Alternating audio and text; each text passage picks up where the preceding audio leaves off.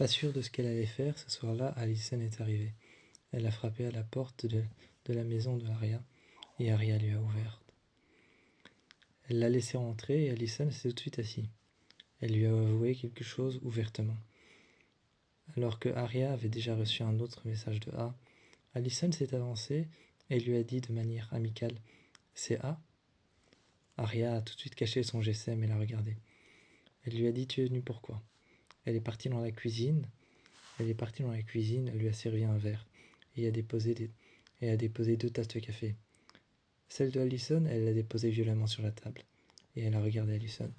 Les bras croisés, les jambes croisées, assis sur le fauteuil. Elle l'a regardé, la tête inclinée, le regard un peu énervé. Elle lui a dit « T'es venue pourquoi ?» Il était peut-être 22h, 23h, peut-être même minuit, 1h du matin. Qui sait? Il était très tard. À ce moment-là, Allison lui a dit « Tout ce que j'ai fait, tout ce qui t'est arrivé, j'étais au courant. » Aria s'est levée et l'a regardé. Elle lui a dit « T'étais au courant? De quoi exactement ?» La repoussant, elle a dit « De quoi exactement est-ce que t'étais au courant ?» Allison lui a dit « S'il te plaît, ne m'en veux pas. » Aria, restant neutre, statique et restant sans aucune émotion, a regardé Allison et lui a dit « Non, commence pas à faire ce petit jeu avec moi. » Elle s'est assise et a dit « De quoi t'es au courant exactement ?» Elle s'est assise sur le fauteuil de la même manière qu'elle était avant, les jambes croisées et les bras croisés. Elle l'a regardé d'un air très énervé. Allison a fait le tour du fauteuil pour venir s'asseoir en face d'elle et lui expliquer. Aria l'a regardé et lui a dit « Non, tu restes là, tu restes là. Tu restes de l'autre côté. Je veux pas te voir. » Ensuite, Allison s'expliquait mot après mot. Elle s'expliquait phrase après phrase. Elle choisissait ses mots comme elle le pouvait. Comme elle le pouvait, elle venait d'être libérée de ce jardin. De la terre sous les ongles, de la terre sur le visage. Elle est arrivée et son t-shirt jaune était tout déchiré. Elle a regardé Aria et finalement Aria lui a dit non, tu restes là. Elle est restée derrière le fauteuil et s'est expliqué que quelqu'un l'avait obligée en lui envoyant des menaces. Quelqu'un l'avait obligée à faire certaines choses. Certaines choses, comme par exemple enlever Ezra, le mettre à cet endroit-là et faire ça et l'obliger tout simplement aussi à dire que c'était toi qui avais donné l'idée de vendre la voiture. Ezra, c'était elle qui avait tout fait. C'était elle qui l'avait mise dans le silo. C'était elle qui l'avait attachée.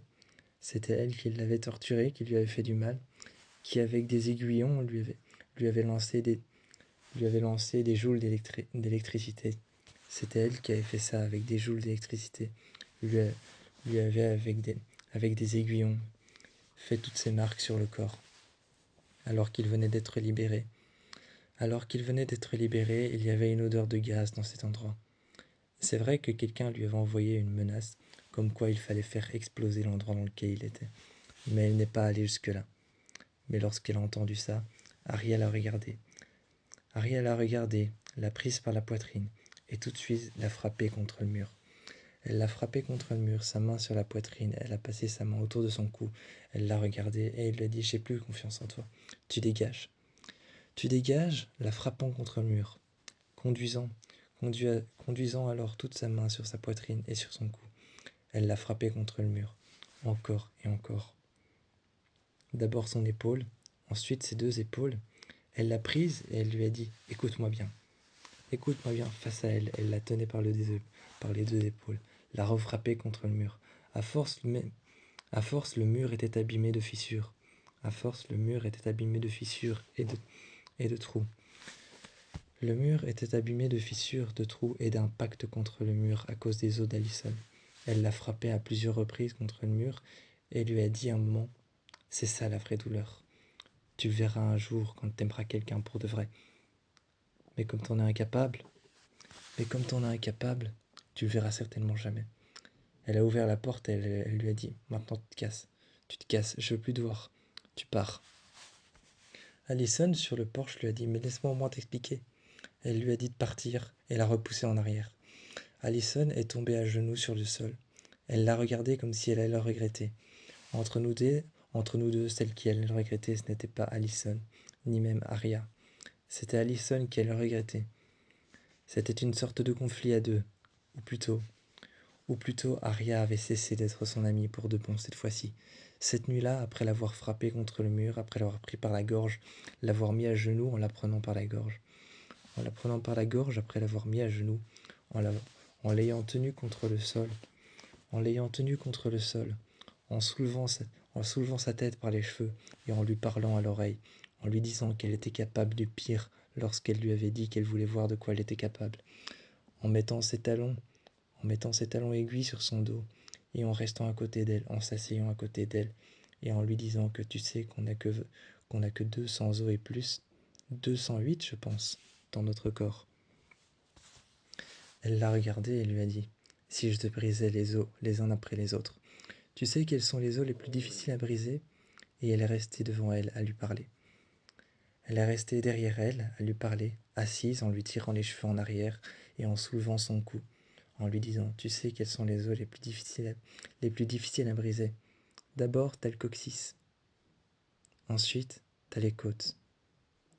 La clavicule, ça fait un mal de chien, il paraît.